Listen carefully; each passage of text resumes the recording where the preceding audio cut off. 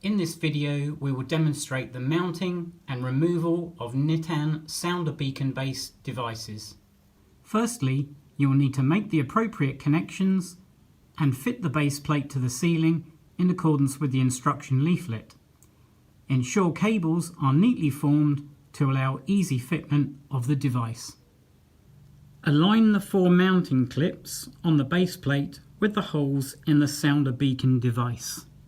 Press with your fingers on the base plate and push the body of the sounder with your thumbs until you hear it click. Now you can fit the desired detector. To remove the base, press the removal tool provided into the 2 holes in the base assembly. Press with your thumbs on the base plate and push the body of the sounder in the opposite direction. It should now be possible to gently remove the device. Please refer to the manual for further information. Thanks for watching, and for further helpful videos, please refer to the Nittan channel on YouTube.